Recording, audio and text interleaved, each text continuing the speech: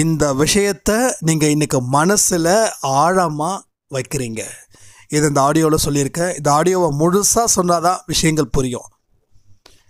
இன்றைக்கி நம்ம வெற்றி பெற்ற சந்தோஷத்தில் இருந்து சாயப்பாவை கும்பிடுறத கொஞ்சம் கொஞ்சமாக கம்மி பண்ணி ஒரு ஸ்டேஜில் அவரை ப்ரே பண்ணாமல் விட்டுட்டோம் அப்படின்னா மறுபடியும் நாம் சாயப்பாவை நினச்சி ஏங்கக்கூடிய காலம் வரும். ஏன் வருதுன்னா அந்த அளவுக்கு வேதனை உங்களுக்கு வாழ்க்கையில் வரும். கடவுளுக்கும் உங்களுக்கும் இருக்கக்கூடிய இடைவெளி அதிகரிச்சதுன்னா இந்த பிரச்சனைகள் வரும். உங்கள் கர்மா இன்னும் தீரலை. உங்கள் கர்மா எப்போ தீருனா எப்போ நீங்கள் பாவங்கள் செய்கிறத நிறுத்திட்டீங்களோ அன்னைக்கு இந்த உலகத்தில் உயிர் வாழ முடியாது. உங்களோட டைமிங் முடிஞ்சிருச்சுன்னு கடவுள் எடுத்துப்பார். அடுத்த பிறவி கிடையாது. ஆனால் இன்றைக்கும் நீங்கள் உயிர் வாழ்ந்துக்கிட்டு இருக்கீங்கன்னா உங்கள் கர்மாக்கள் இன்னும் முடியலை. சாயப்பாவோட அருளோட தான் நம்ம கர்மாக்களை சந்திச்சிட்ருக்கோம். அதனால் அந்த வழி பெருசாக ஒன்றும் தெரியல. ஏன்னா அவர் அந்த பலத்தை, அவரோட பலத்தை கொண்டு அவர் அதை அடக்கிக்கிட்டு இருக்கார். அவர் நம்ம கை விட்டுட்டோம் அப்படின்னா அவர் பாட்டுக்கு போயிடுவார்.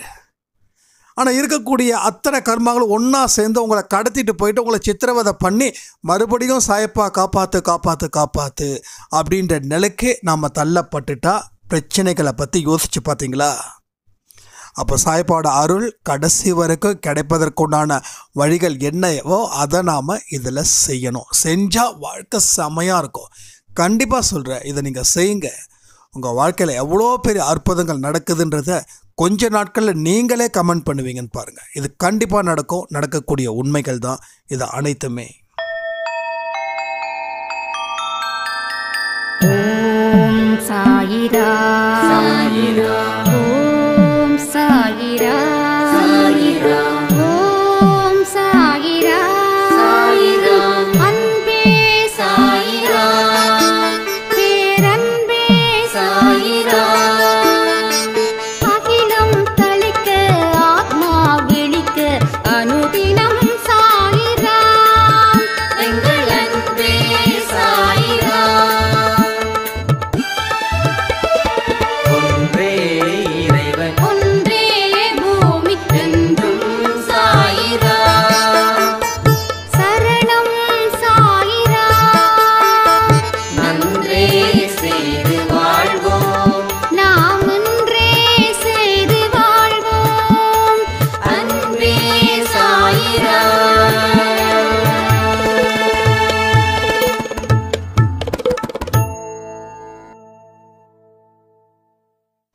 சாயிரா.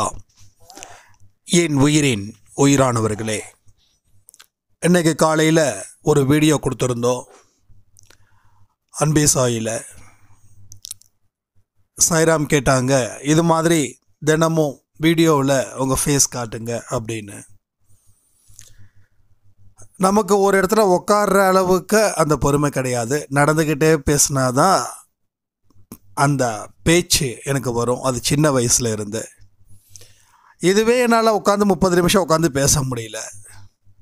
அதனால் எப்படியாவது பண்ணுவோம். சாயப்பா என்ன சொல்கிறாங்களோ அதை நம்ம செய்வோம். முதல்ல கருத்துக்கள் உங்கள் மனசில் தொடணும். அது வீடியோவில் ஃபேஸ் காட்டினா தான் அந்த கருத்துக்கள் தொடரும் அப்படின்னு சாயப்பா விரும்பினாங்க அப்படின்னா அதை அவர் பார்த்துக்கிட்டோம். என்ன நம்ம யார், நம்மளே இல்லை குட்டி பசங்க. அதனால் அது அவரோட கையில் ஒப்படைச்சிடுவோம். இன்றைக்கி பேச வேண்டிய டைட்டில் ஒரு சாய்ராம் சொல்லும்போது, எனக்கு பணம் நிறைய இருந்தும் எனக்கு நிம்மதி கிடைக்கல, என்னால் சிரித்து வாழ முடியல, சந்தோஷமாக இருக்க முடியல, எதையும் ஃபேஸ் பண்ண முடியல. ஒரு காலத்தில் ரொம்ப திறமையோடு இருந்தேன். இப்போ அந்த திறமை எங்கே போச்சுன்னே எனக்கு தெரியல. எனக்கு மனப்பக்குவமும் இல்லை. முன்ன இருந்த நான் இப்போ நானாகவே இல்லை. ஒரு விதமான பித்து பிடிச்ச மாதிரி நான் இருக்கேன். என் வாழ்க்கையில் ஒரு அமைதி ஏற்படுத்தணும். அதற்கு தகுந்த மாதிரியான ஒரு ஆடியோ எனக்கு கொஞ்சம் கொடுங்க அப்படின்னாங்க. இந்த சாய்ராம் சொல்கிறது கிட்டத்தட்ட எல்லாருக்கும் அந்த பிரச்சனை. பணம் இருக்கிறவங்களுக்கும் இந்த பிரச்சனை, பணம் இல்லாதவங்களுக்கும் பிரச்சனை, வெற்றி அடைஞ்சவங்களுக்கும் இந்த பிரச்சனை, தோல்வி அடைந்தவங்களுக்கும் இந்த பிரச்சனை. நான் அடிக்கடி சொல்லக்கூடிய வார்த்தை, பொருள்களால் யாரும் நிம்மதி அடைய முடியாது. காசு இருந்தால் நான் சந்தோஷமாக இருப்பேன், காசு இருந்தால் எதை வேணாலும் வாங்குவேன் அப்படின்னு சொல்கிறோம் இல்லை, அது உண்மையான வார்த்தையே இல்லை, அது ஒரு மாயை தோற்றம்.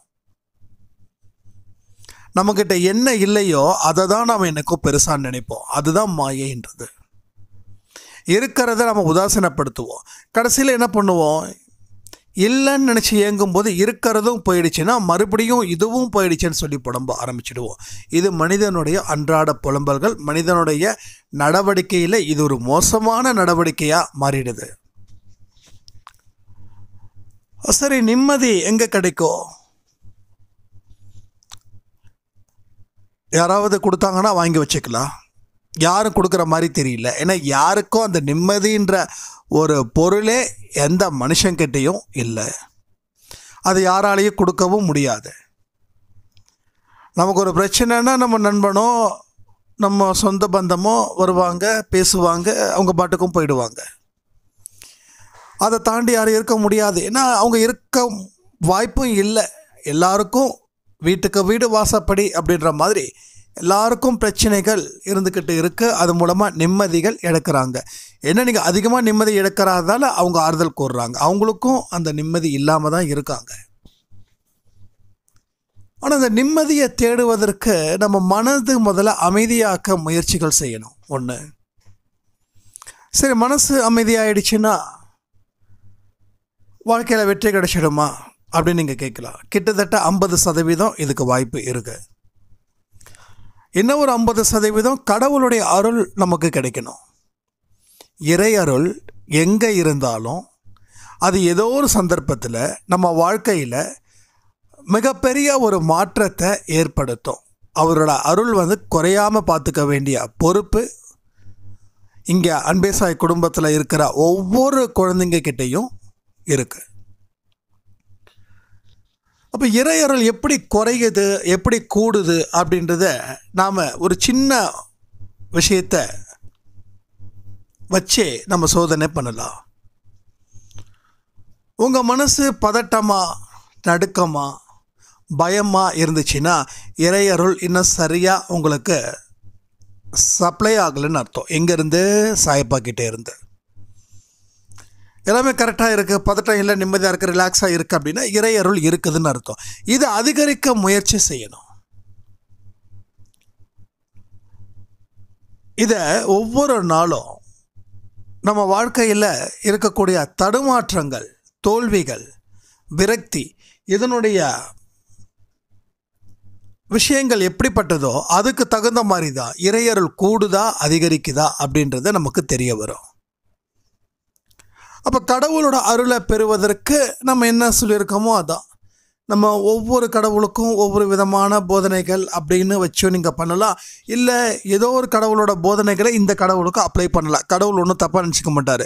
இதுன்னா அந்த சாமி இதை சொல்லியிருக்காரு, நீ இதை ஏன் என்கிட்ட பண்ணுறேன்னு எந்த சாமியும் சொல்லலை. அது பர்டிகுலராக நம்ம சாயப்பா சொல்லலை. சாயப்பாவே சச்சரிதமில் தெளிவாக சொல்லியிருக்காங்க. யார் யார் என்னென்ன குருவை மனசில் நினச்சிக்கிட்டு அவருக்கு என்னென்ன பணிவிடைகள் செய்கிறீங்களோ அதை நீங்கள் தாராளமாக எனக்கு செய்யலான்னு சொல்லி அவர் அலோவ் பண்ணார். அதனால் அந்த பயமும் வேண்டாம். ஆக மொத்தம் நீங்களாக இருக்கணும். உங்களை வழி நடத்துறது கடவுளாக இருக்கணும், எந்த மனுஷனும் இருக்கக்கூடாது. நீங்களாக இருக்கணும், கடவுள் உங்களை வழி நடத்தணும். ஸோ கடவுளோட செல்ல பிள்ளைகளாக நீங்கள் மாறிட்டீங்கன்னா போதும், உங்கள் மனசில் இருக்கக்கூடிய பயம் போயிடும், தைரியம் உள்ள வரும், தரித்திரம் வெளியில் ஓடிடும், அதிர்ஷ்டம் உள்ளே வரும். அதிர்ஷ்டம்ன்றது இந்த அதிர்ஷ்டம் கிடையாது. இங்கே சில பேர் பேசுகிறோமே, இந்த அதிர்ஷ்டம் கிடையாது.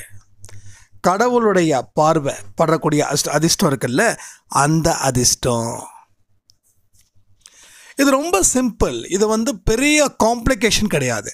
இறையருள் எங்கே இருக்கும்னா உண்மையான மனுஷங்கிட்ட இருக்கும். அப்போ உண்மையான மனுஷனுக்கு என்னென்ன தகுதிகள் வேணும் அப்படின்றத நம்ம அன்பே சாயில சொல்லியிருக்கோம். இன்னும் பெரியவங்களாம் சொல்லியிருக்காங்க. உண்மையான மனிதனா இரு, ஏன் போலி மனிதனா இருக்க, பொய் பேசாத, குற்றம் செய்யாத, மனசாட்சிக்கு கட்டுப்பட்டு நட, வாழ்க்கையில் ஒரு ஒழுக்கம் இருக்கணும். இது எல்லாமே நம்ம அன்பே சாயில சொல்லியிருக்கக்கூடிய விஷயங்கள். நம்மளும் சொல்லியிருக்கோம். பெரிய பெரிய ஞானிகள், ரிஷிகள் எல்லாமே சொல்லியிருக்காங்க. இந்த அருள் நமக்கு வந்துடுச்சுன்னா போதும், நமக்கு வயது ஏற ஏற நம்மளுடைய புகழும் பெருமையும் மற்றவர்கள் பேசுவார்கள். இது உண்மையான வார்த்தை. இது 100% உண்மையான வார்த்தை. எனக்கு சில பேரை நான் யோசிக்கிறேன், இவங்க எப்படி இந்த ஏஜ்லேயும் எவ்வளோ ஒரு பெருமையா புகழோட வாழ்ந்துக்கிட்டு இருக்காங்க. ஒரு 1000 பேருனா 10 பேரில் இருந்து 100 பேர் வரைக்கும் தான் அப்படிப்பட்ட வாழ்க்கை வாழுறாங்க. மீதி இருக்கக்கூடிய மனிதர்கள் நிம்மதி இல்லாத ஒரு வாழ்க்கையை வாழ்ந்துக்கிட்டு இருக்காங்க. அப்போ இவங்களுக்கு மட்டும் என்ன அப்படின்னா, அவங்க கடவுளோட குழந்தையா இருப்பதுனால ஒரு எல்லைக்கு மீறி அவங்க எந்த ஒரு விஷயத்தையும் செய்கிறது இல்லை. நல்லதையே பேசுகிறாங்க, நல்லதையே நினைக்கிறாங்க, நல்லவங்க கூடவே பழகுறாங்க. உங்கள் பழக்கம் எப்படிப்பட்டதுன்றது ரொம்ப முக்கியம். நீங்கள் யார் கூட அதிகமாக பேசுகிறீங்க? பாவம் செய்கிறவங்க கூடயா இல்லை புண்ணியம் செய்கிறவங்க கூடயா? நான் அதான் சொல்லுவேன், புலம்பல்கள் இருக்கக்கூடிய மனிதர்கள்கிட்ட அதிகமாக பேச்சுவார்த்தை வச்சுக்காதீங்க. அவங்க உங்களையும் கவுத்துருவாங்க, அவங்களும் கவுந்துடுவாங்க. நீங்கள் திருத்த போகிறேன்னு சொல்லிக்கிட்டு அவங்கள திருத்த முயற்சி பண்ணிங்கன்னா அவங்களோட புலம்பல்கள் இருக்க பாருங்கள், அது உங்களுக்கு ஆட்டோமேட்டிக்காக ஃபுல்ஃபில் ஆகிடும். கடைசியில் நம்ம யோசிப்போம், அடாடா நம்ம ரொம்ப தெளிவாக இருந்தோம், இந்த மனிதர் கூட பேசுகிறதுக்கு அப்புறம் தானே நம்ம வாழ்க்கையும் இந்த மாதிரி மாறிடுச்சு அப்படின்னு எப்போ வாழ்க்கை கவுந்ததுக்கு அப்புறம் நம்ம யோசிப்போம். அப்போ நம்ம நினைப்போம், அப்போ எப்போ அவங்கள திருத்துறது? நான் திருத்தணும்ல, நீங்கள் திருத்த வேண்டாம். திருத்தணும்னு சாயப்பாக்கிட்ட ரெக்வஸ்ட் பண்ணிவிட்டு நீங்கள் பாட்டுக்கு வந்துடுங்க.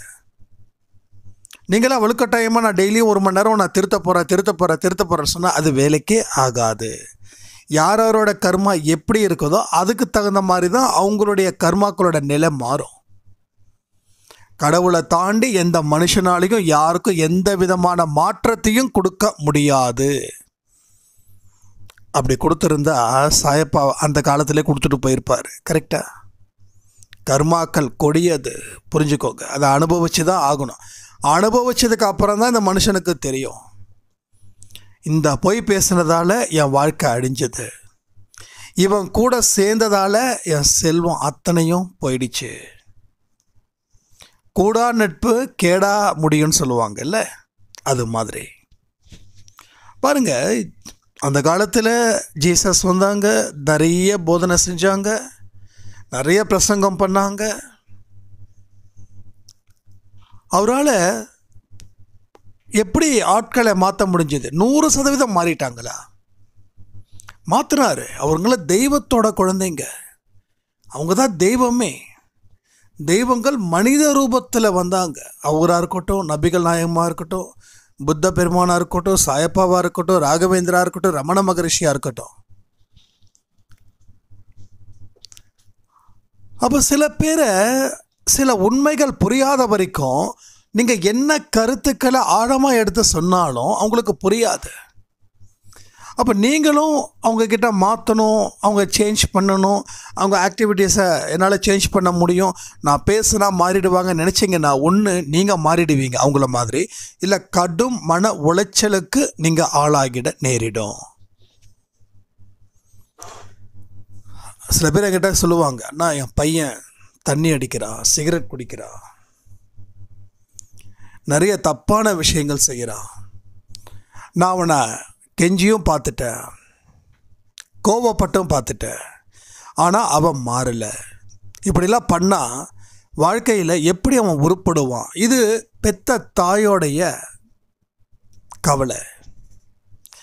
இப்போ பெத்த பையன் பெத்த தாயோடைய கவலையை புரிஞ்சுக்கிட்டான் அப்படின்னா, நம்ம அம்மா இவ்வளோ தூரம் கஷ்டப்படுறாங்க, இந்த ஒரு அற்ப சந்தோஷத்துக்காக என்னோட தாயோட கண்ணீரை நான் வர வைக்கிற அளவுக்கு நான் மோசமான மனிதனாக மாறிட்டனே அப்படின்ற மனம் அவனுக்கு இருந்துச்சுன்னா அவன் ஆட்டோமேட்டிக்காக மாறுவான்.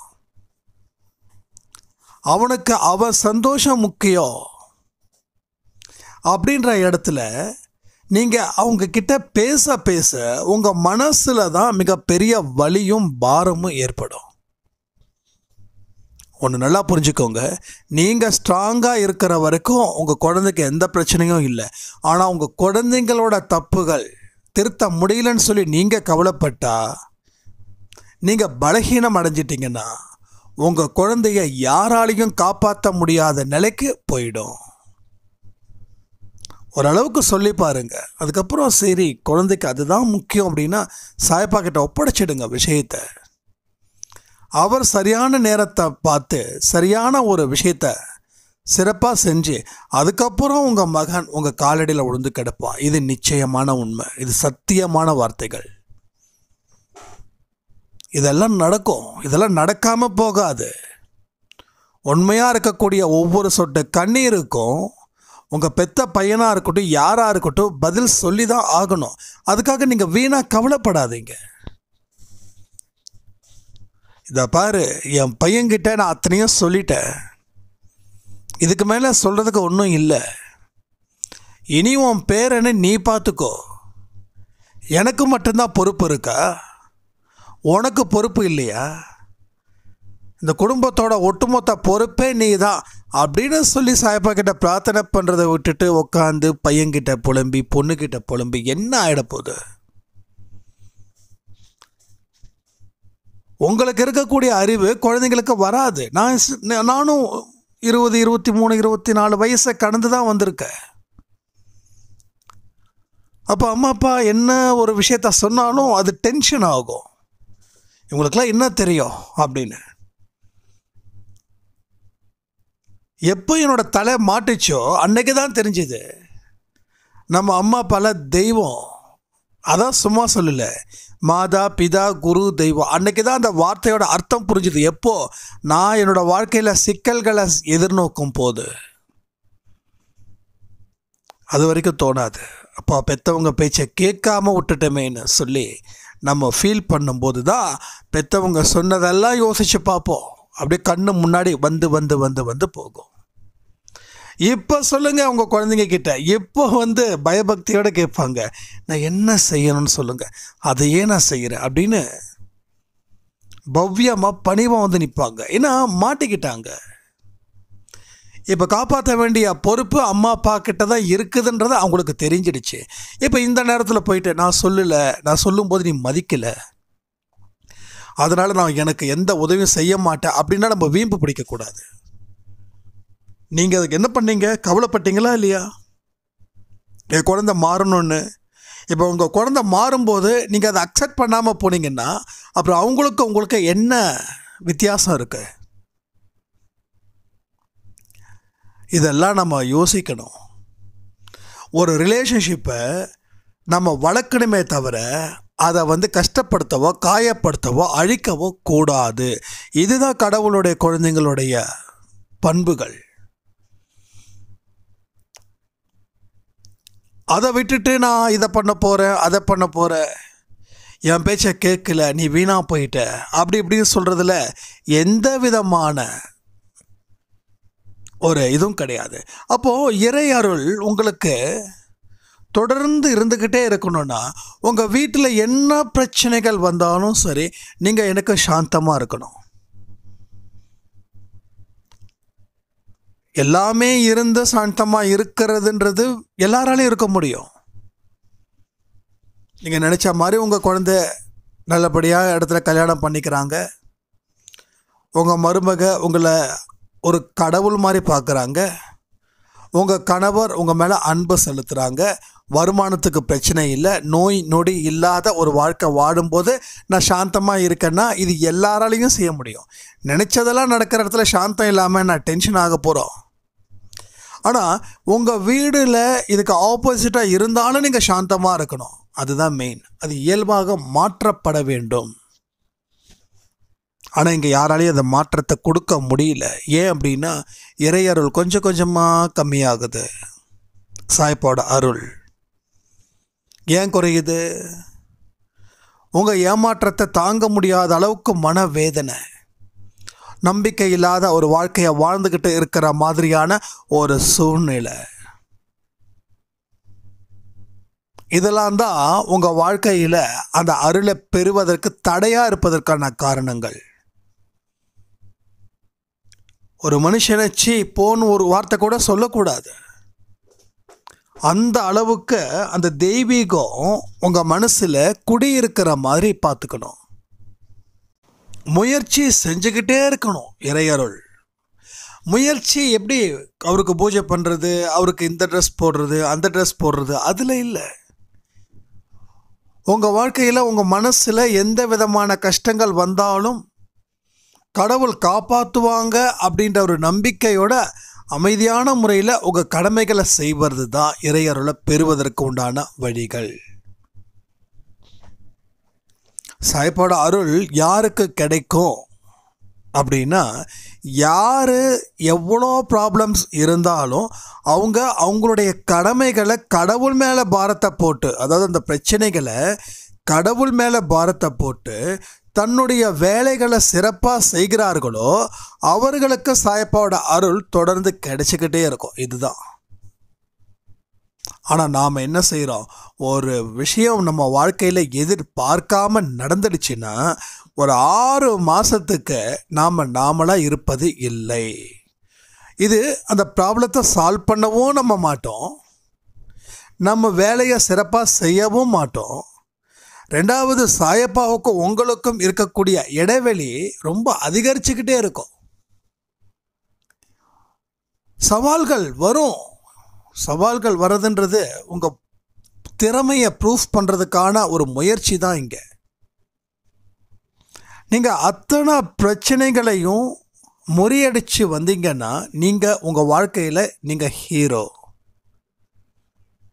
இல்லை முறியடிக்காமல் பயந்து இருந்தீங்கன்னா உங்கள் வாழ்க்கையில் நீங்கள் 0.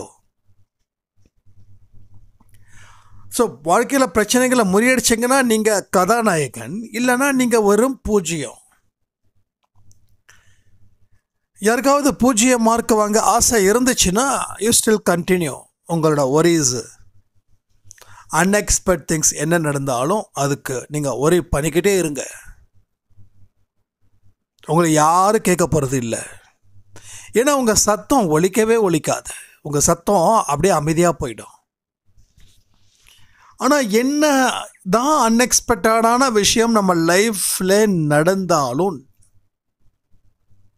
இல்லை நடக்காமல் போனாலும் நீங்களாக இருக்கிற மாதிரி உங்கள் வாழ்க்கையில் வாழ்ந்து காட்டுவீர்களா?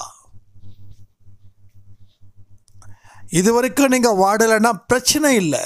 இது வரைக்கும் தெரியல, வாடலை, தப்பு ஒன்றும் இல்லை. இப்பயும் நான் சொல்கிறேன், எதுவுமே தப்பு இல்லை.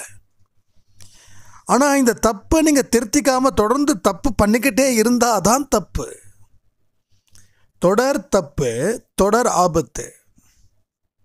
அதை நல்லா புரிஞ்சுக்கோங்க. அப்போது தப்புகள் வந்தால் அதை திருத்தணும் அப்படின்ற ஒரு தாட் வந்துடுச்சுன்னா உங்கள் வாழ்க்கை எப்படி இருக்குன்னா ஒரு வெளிச்சத்தை நோக்கியும் ஒரு நம்பிக்கையை நோக்கியும் அது செல்லும். எனக்கு தெரிஞ்ச வரைக்கும் நிறைய பேரை அன்பே சாயில பார்க்குறேன். முன்ன இருந்த ஒரு ஆக்டிவ் ஜோன் இல்லை. இது ரொம்ப கஷ்டமாக இருக்கு. வராங்க, நிற்கிறாங்க,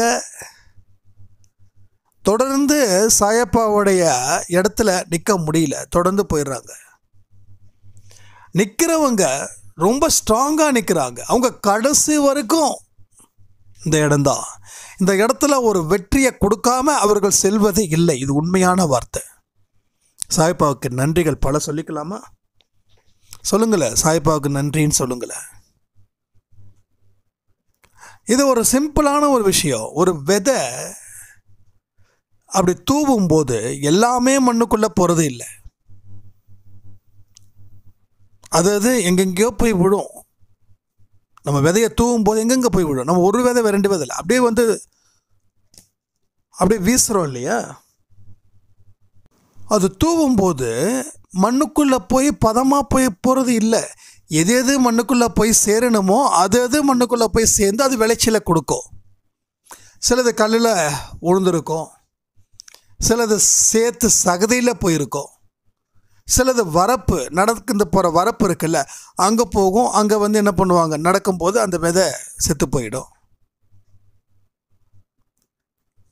அதே மாதிரி தான் இங்கேயும் எந்த கடவுள்கிட்ட போனாலும் நீங்கள் உண்மையாக இருக்கணும். ரெண்டாவது நம்பிக்கையோடு இருக்கணும். மூணாவது உங்கள் பிரச்சனைகள் தீருன்ற பொறுமை இருக்கணும். அது இல்லாதவங்களுக்கு இடமே இல்லை. எந்த கடவுள்கிட்டே இருக்க மாட்டாங்க இவங்கெல்லாம். இவங்க எங்கே நிற்பாங்க அப்படின்னா, தொடர் பிரச்சனைகள், தொடர் தோல்விகள் எங்கே இருக்குதோ அங்கே இவங்க தான் இருப்பாங்க. வேற யார் அங்கே கடவுள் சம்பந்தப்பட்ட மனிதர்கள் இருக்க மாட்டார்கள். இவங்களுக்கே தெரியாது எந்த சாமியை கும்பிட்றதுன்னே, கடைசி வரைக்கும் தெரியாது. நல்லா கேட்டுக்கோங்க, இன்னைக்கு இருக்கக்கூடிய சந்தோஷம் வெற்றியை நம்ம சாயப்பாவை மறந்தோம் அப்படின்னா மறுபடியும் நினைக்கிற அளவுக்கு சில சம்பவங்கள் வாழ்க்கையில் நடக்கும். புரியுதா உங்களுக்கு? நல்லா புரிஞ்சுக்கோங்க. இன்று நீ பெற்ற வெற்றியினால் அதனால் சந்தோஷத்தில் என்ன மறந்தா என்னை நினைத்து இயங்கக்கூடிய அளவில் உன் வாழ்வில் வேதனைகள் வரும். இது லைஃப்பில் வந்திருக்கு. இது எப்படி வந்திருக்குன்னா, எனக்கு வரல, ஒரு சாய்ராமுக்கு சாயப்பாவுடைய தீவிரமான ஒரு குழந்தை. இவங்களுக்கு நினைச்சது அத்தனையும் நடந்துடுச்சு. அப்படியே படிப்படியாக அவங்க சாயப்பாவே மறந்துட்டாங்க. எவ்வளோ தூரம் வந்ததோ அதை விட 10 மடங்கு போயிடுச்சு. இன்னைக்கு ஏங்கி நிற்கிறாங்க. அவங்க பிரச்சனைக்கு இருக்கும்போது இருக்கக்கூடிய வாழ்க்கை வந்தாவே போதும். இப்போ அதை விட 10 மடங்கு நான் வேதனையில் இருக்கேன். நான் இப்போ என்ன செய்கிறது அப்படின்னு ஒரு சாய்ராம் கேட்கும்போது ரொம்ப கஷ்டமாக. இது ஒரு 15-20 நாளைக்கு முன்னாடி இதை பேச அவங்க ஞாபகம் வருது. இது சாயப்பா என்னை நீ மறந்துட்டேன்னு சொல்லி உங்களுக்கு பனிஷ் பண்ணலை. திரும்ப சொல்கிறேன், இந்த விஷயம் அடிக்கடி நான் சொல்லுவேன். அதனால தான் ஆடியோவை முழுசாக கேளுங்களேன்னு கேட்குறேன். ஏன்னா எங்கே பாயிண்ட் வரும்னு எனக்கு சத்தியமாக தெரியாது. உங்கள் கர்மாக்கள் இன்னும் தீரலைங்க, இன்னமும் தீரலை. அது தீர்ந்துடுச்சுன்னு நீங்கள் நினைக்கிறீங்க, இன்னும் தீரலை. கர்மாக்கள் தேர்ந்திருந்தா இந்த பொறப்பே முடிஞ்சிருக்கும். புரியுதா உங்களுக்கு? கர்மாக்கள் ஒன்றுமே இல்லை. என்னப்பா அவரோட பாவம் எல்லாம் முடிஞ்சிடுச்சா? எஸ் முடிஞ்சிடுச்சு. சரி, ஓகே, மேலோகம் கூப்பிடு. அவரை மேலோகம் போயிட்டேன்னா அடுத்த பிறப்பு இல்லை. ஆனால் இன்னைக்கு வரைக்கும் நம்ம உயிரோடு இருக்கோன்னா நம்ம கர்மாக்கள் இன்னமும் இருக்குது. இன்னமும் கர்மாக்கள் இருக்குது. அதனால தான் நீ அனுபவிக்க போகிற வலி, அனுபவிக்க போகிற வேதனையை அனுபவிக்க போகிற. என்னுடைய பலம் இருக்கிற வரைக்கும் அந்த வலியும் வேதனையும் வந்தாலும் உனக்கு ஒன்றும் தெரியாது. நீ தாங்கக்கூடிய அளவில் தான் இருக்கும்.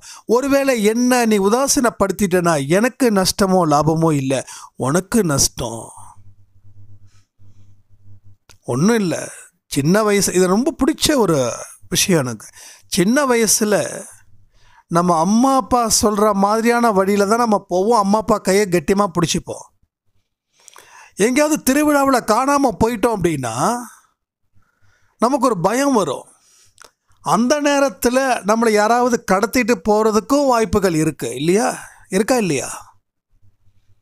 அது மாதிரி தான் இங்கேயும். அப்போ நம்ம கர்மாக்கள் நம்மளை கடத்திட்டு போயிடும். எப்போ? சாயப்பாவுடைய பலம் இருக்கிற வரைக்கும் தான் அந்த கர்மாக்கள் அடக்க ஒடுக்கமாக இருக்குதுங்க. அப்படி இல்லை அப்படின்னா அந்த கர்மா நம்மளை என்ன பண்ணும்? கடத்திட்டு போயிடும். கடத்திட்டு போயிட்டு அத்தனை விஷயங்களை கொடுமைப்படுத்திக்கிட்டே இருக்கும். கதறுவோம். அப்போ தான் நம்ம ரியலைஸ் பண்ணுவோம், அடாடா பிரச்சனைகள் எங்கேருந்து ஆரம்பிச்சிருக்குன்னா நம்ம இங்கேருந்து தான் ஆரம்பிச்சிருக்கு. பிரச்சனை தீர்ந்துடுச்சுன்னு நினச்சோம், இன்னும் பிரச்சனை தீரலையா? பிரச்சனை தீர்ந்துடுச்சுன்னா உங்கள் கர்மாக்கள் முடிஞ்சிடுச்சுன்னு அர்த்தம். திரும்ப திரும்ப சொல்கிறேன், இதை நீங்கள் மனசில் எந்த அளவுக்கு வைக்கிறீங்கன்னு எனக்கு தெரியல. வச்சுக்கிறவங்க தெளிவாக இருப்பாங்க, வச்சுக்காதவங்க அலட்சியப்படுத்துகிறாங்க, அவ்வளோதான். ஏன்னா நீங்கள் கேளுங்க, கேட்காம போங்கன்னு என்னால் சொல்ல முடியல. இது எல்லாருமே இங்கே ஒரு குடும்பமாக இங்கே வந்துட்டுருக்கோம். இந்த 1,00,000 பேரில் ஒருத்தவங்க தோத்தாலும் அந்த தோத்தது தான் எனக்கு கஷ்டமாக இருக்குமே தவிர மீதி இருக்கிற ஜெயிச்சவங்களால நான் சந்தோஷம் அடைகிறது இல்லை. இது சத்தியமான வார்த்தை. அவள் பாருங்கள், ஹோல் டீமே, ஒட்டுமொத்த டீமே மேலே இருக்கணுன்ற, யாரும் கீழே தொங்கிட்டு இருக்கக்கூடாது. அந்தரங்கத்தில் தொங்குறவங்களை காப்பாற்ற வேண்டிய பொறுப்பு நம்மது, நமக்கு கொடுத்துருக்காங்க சாயப்பா. அப்போ பிரச்சனைகள் தீரல அப்படின்றத உள்வாங்கிக்கிறீங்களா? அப்போ பிரச்சனை இன்னும் இருக்குதுன்னு நினைக்கிறீங்களா?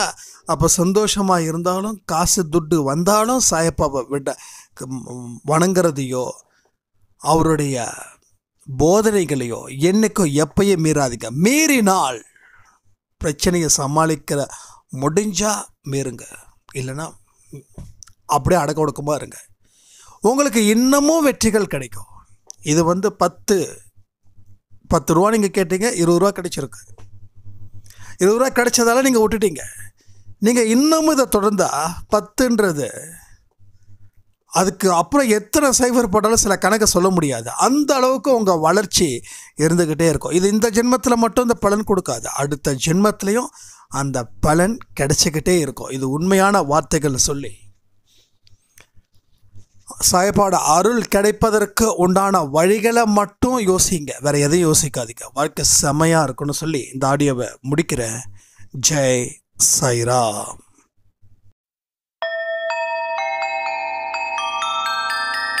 ஓம் சாயிராம்.